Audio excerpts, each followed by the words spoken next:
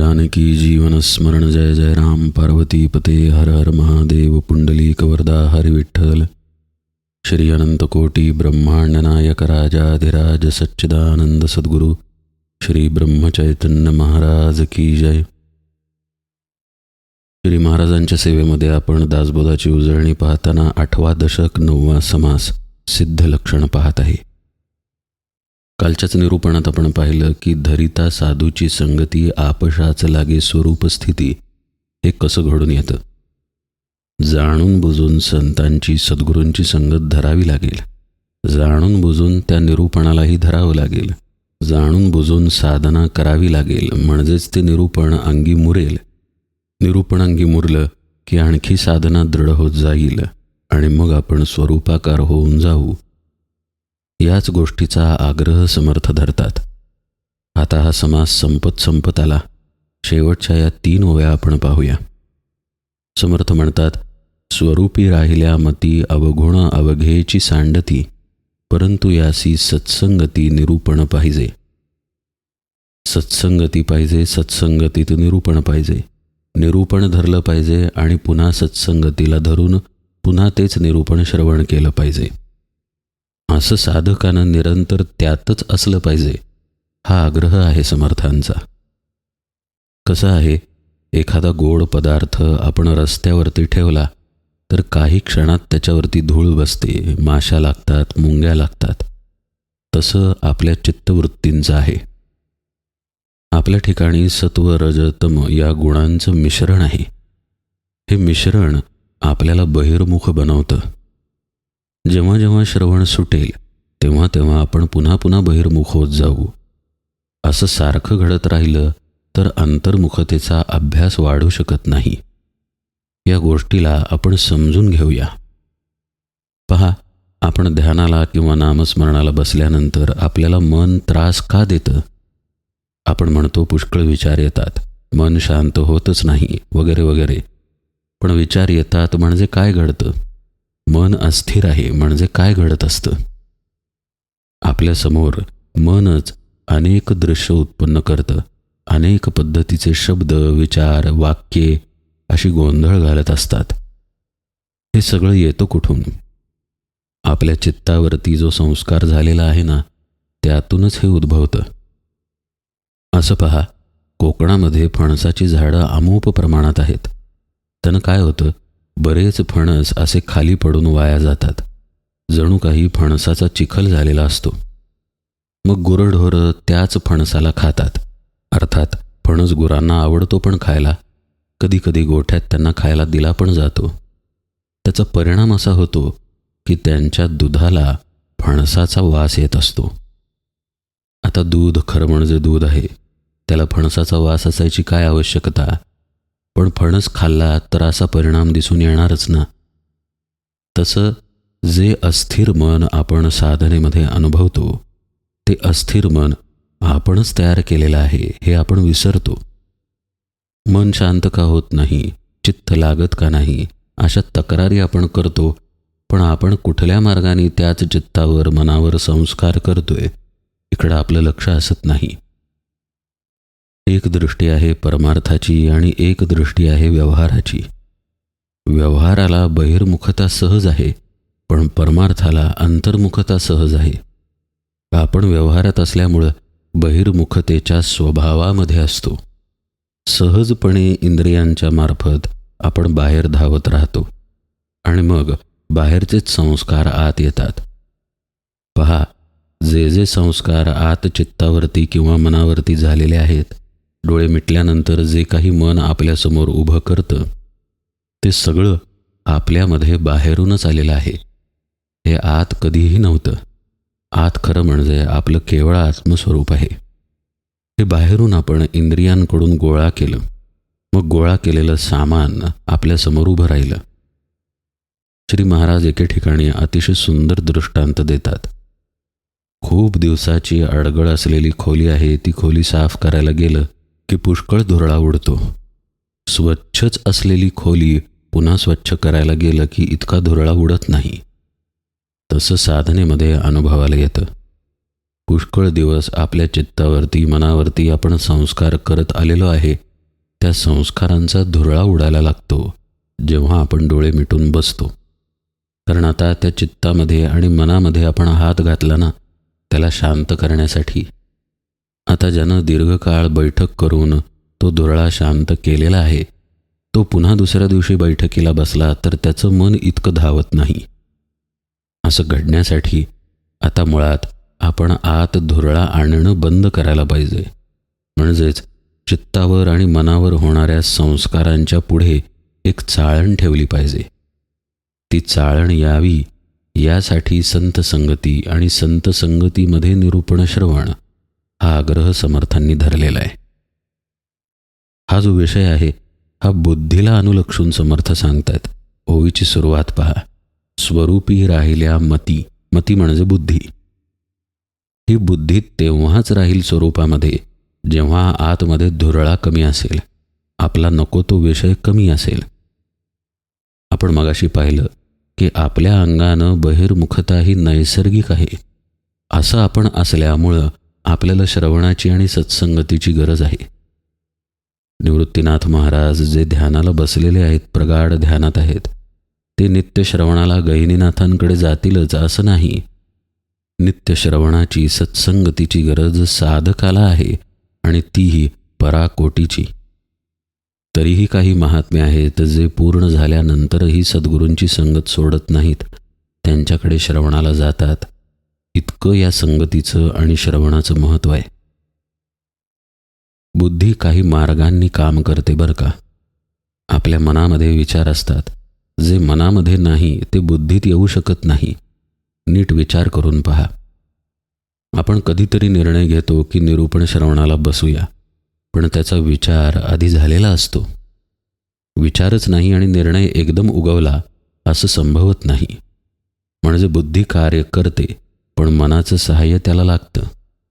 चित्त कार्य करतं पण तिथेही मनाचं सहाय्य त्याला लागतं. पहा, एखाद्या गोष्टीचं आपण चिंतन करू, पण त्या चिंतनासाठी आधी मनानं विचार केलेला असावा लागतो. समजा आत्ता आपण पंढरपुरात आहोत आणि पांडुरंगाच्या दर्शनासाठी रांगेत उभे आहोत. रांग लांब आहे, आपल्याला अजून पांडुरंगाची मूर्ती दिसत नाही आहे. आपण पांडुरंगाचंच ध्यान करतोय, त्याचंच चिंतन चाललेलं आहे, भजनं म्हणणं सुरू आहे वगैरे वगैरे. आणि रांग पुढे जात जात एक क्षण असा येतो की आपल्याला पांडुरंग दिसतो. आपण त्याच्या पायावरती डोके टेकवतो आणि पुढे निघून जातो. आता इथं आपलं मन आहे बरं का. हे मनानं आधी घेतलेलं आहे आपल्या. आता बाहेर आल्यानंतर मंदिराच्या आपण जे स्वरूप पांडुरंगाचं अनुभवलं त्याचं चिंतन करायला लागतो. आता हे चित्तामध्ये घडतं. आधी मनानं सहाय्य केलं नसतं तर मन जर म्हणालं असतं किती वेळ लागतोय रांगेत, जाऊ दे आज दर्शनच नको, आणि बाहेर पडलो असतो तर दर्शन झालं नसतं. मग जे मनानं समोर उभं केलं असतं त्याचं चिंतनच घडलं असतं. दर्शनाची रांग सोडून काहीतरी खायला निघून गेला, मग त्या खाण्याचं चिंतन नंतर आलं तर दोष कोणाचा? अन्नाचा की पांडुरंगाचा? आपल्याच मनाचा. मन खंबीर राहिलं, मनानं रांग सोडली नाही. आता हे खंबीरपण बुद्धीमध्ये पण शिरलं. बुद्धीनं निर्णय घेतला की नाही, कितीही वेळ लागला तरी रांगेत उभं राहायचं. मग आपण दर्शनाला समोर गेलो. मग आपल्याला पांडुरंगाचा अनुभव आला. तो आपण पुन्हा मन चित्त बुद्धी याच्याच वापराने आत घेतला. आपला देह तिथे आहेच. या सगळ्यावरती त्या दर्शनाचा प्रभाव झाला आणि तो प्रभाव नंतर चिंतन रूपानं आपल्या समोर आला. म्हणजे बुद्धीला मनाची चित्ताची सहाय्यता पाहिजे, चित्ताला मनाची बुद्धीची सहाय्यता पाहिजे. असं सगळं एकमेकांवरती अवलंबून आहे. या सगळ्या गोष्टी आपल्यात आहेत खऱ्या, पण सगळ्या बहिर्मुख आहेत. आता थोडं सूक्ष्मात जाऊन पाहू.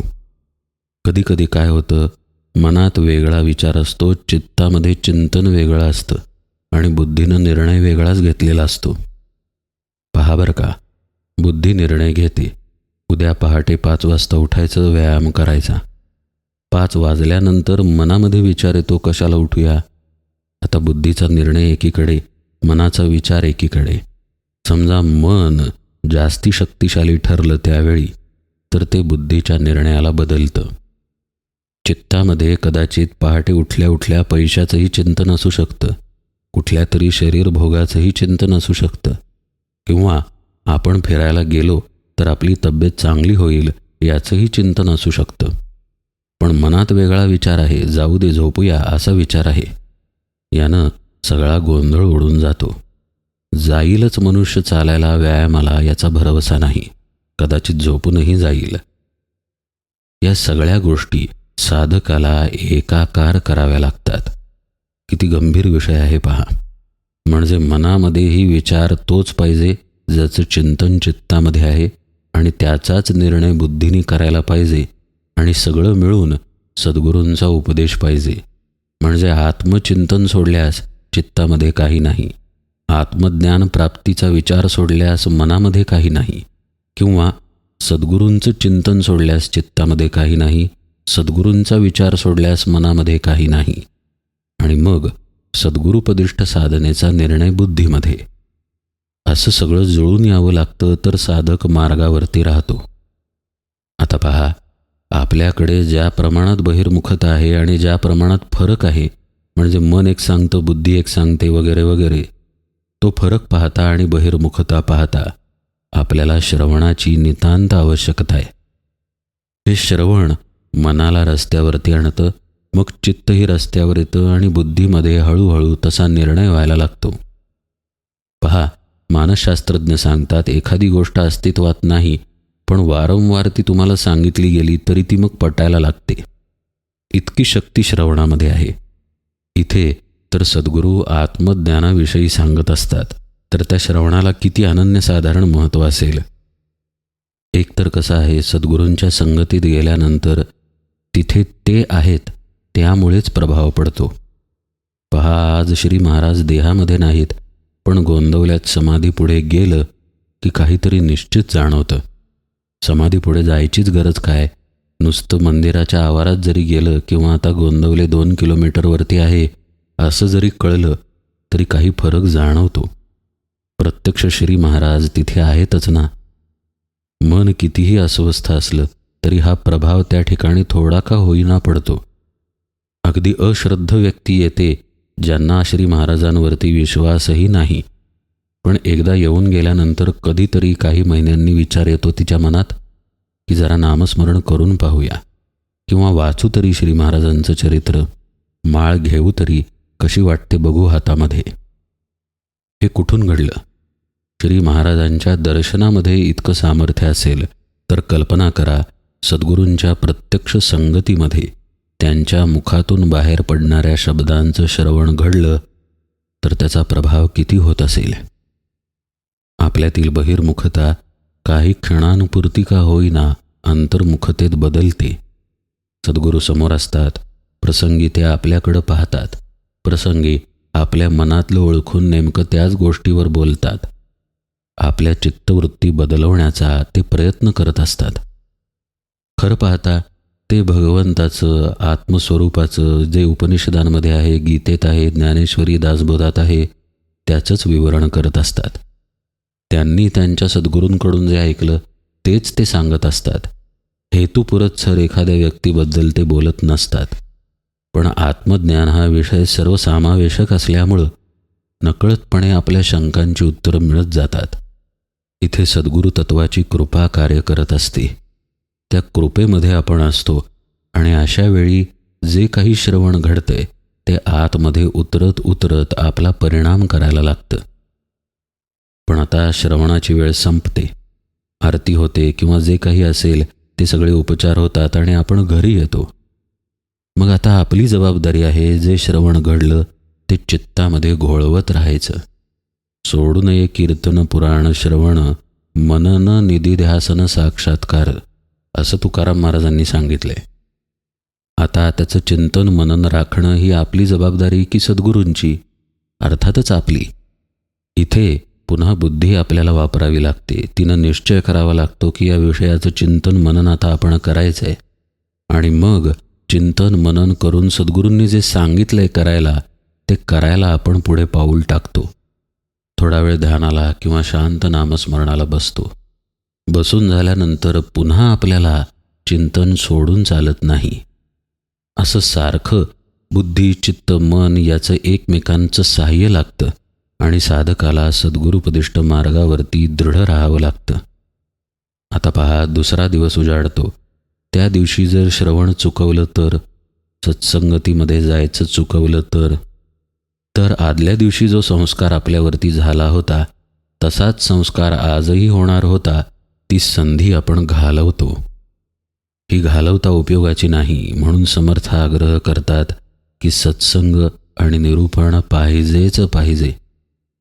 पुन्हा निर्णय करून ठाम राहून त्या निर्णयावरती श्रवणाला जावं, सद्गुरूंच्या संगतीमध्ये जावं आणि पुन्हा जो काल अभ्यास केला तोच आजही करावा.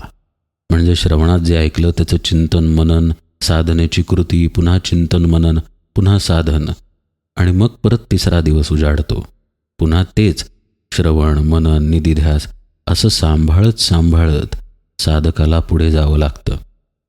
हे ओल्या मातीचं मडकं होण्यासारखं आहे. कुंभार ओल्या मातीचा चिखल करतो. चिखल अगदी तुडवून त्याला योग्य बनवतो. मग त्या चिखलाचा गोळा त्या चाकाच्या मध्ये ठेवतो. चाकाला गती देतो आणि त्याच्या स्पर्शानं त्या गोळ्याला हळूहळू आकार यायला लागतो.